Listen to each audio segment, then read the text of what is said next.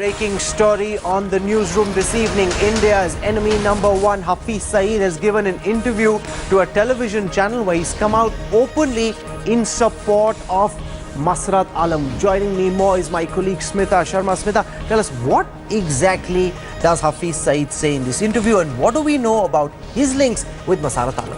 Well, interestingly, Rahul, apart from this interview, I'll just talk about it. But remember, there was a rally yesterday in Lahore where Hafiz Sayeed, of course, raked up the Kashmiri issue. Today in Faisalabad again, he came out in the open. We just ran, of course, those comments of Hafiz Sayeed supporting Masarat Alam and, of course, asking the Pakistan government as well to take up the issue. Open alliance between Masarat Alam and Hafiz Sayeed. This is what the Intelligence Bureau and the RAW have been telling the government, crying hoarse, giving report after report to Mufti Muhammad Saeed. He's been disregarding it. Now you've got a case where two of India's most wanted people are in open conversation, and yet the Mufti Saeed government makes it seem as if Masarat Alam is a man with a cause, he must be taken very seriously. Digvijay Singh calls him Saib. This man should be tried for sedition.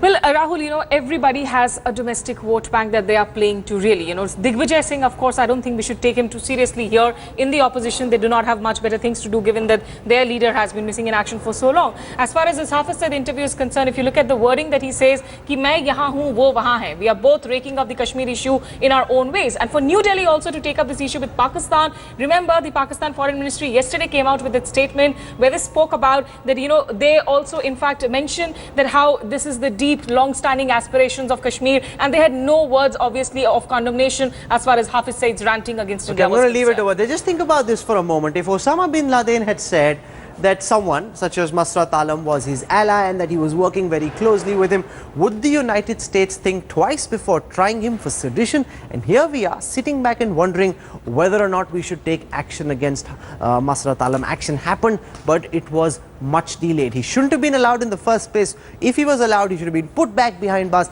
and that's where he must stay. He is a troublemaker, make no mistake about it. Remember, for the last 5 years, there's been relative peace in the Kashmir Valley, and the reason for that is that Masarat Alam has been locked up in jail since the 2010 stone pelting agitation.